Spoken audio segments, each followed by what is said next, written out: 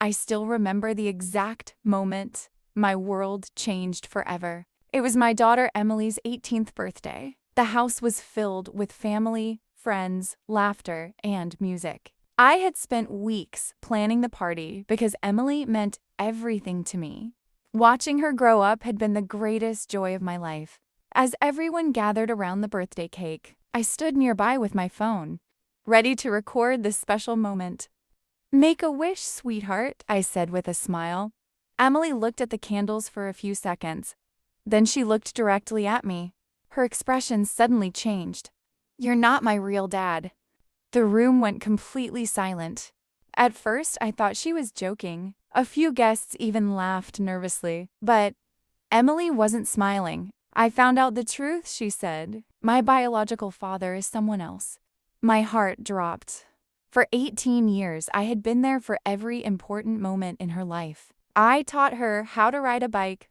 I helped her with homework. I stayed awake all night when she was sick. I never once thought of her as anything less than my daughter. Yet in a single sentence, it felt like all those years had disappeared. My wife Sarah quickly stepped in and led Emily to another room. The party continued, but nobody seemed comfortable anymore. Later that night, after the guests had gone home, I sat alone in the backyard. Sarah joined me and explained everything. A few days earlier, Emily had found old documents hidden in the attic. They revealed that I wasn't her biological father. The truth was something I had always known. When Sarah and I met, Emily was only a baby. Her biological father had abandoned them before she was born. I chose to stay. I chose to become her father. But now Emily wanted answers.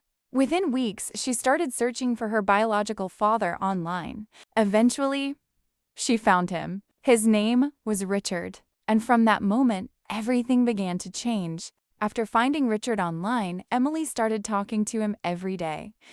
At first, I tried to be supportive. I told myself that she deserved answers about her past. But with every phone call and every message, I felt her drifting further away from me. One day, she excitedly told us she was going to meet Richard in person. I forced a smile and wished her luck, even though my heart was breaking. A few days later, she flew to another state to see him. The moment she left, the house felt empty. Then, 3 days later, my phone rang at 2 a.m. It was Emily and she was crying.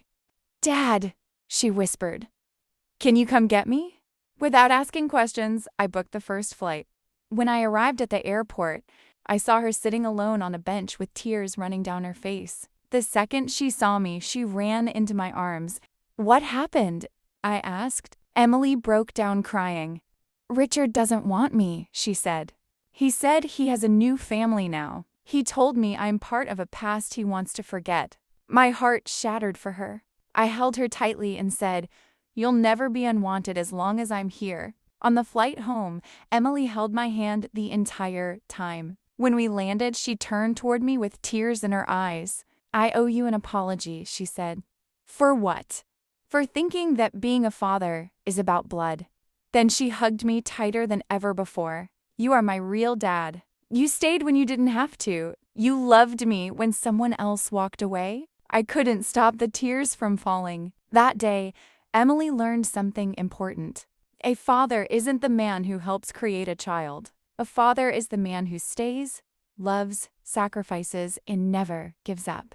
And that is what makes a real dad.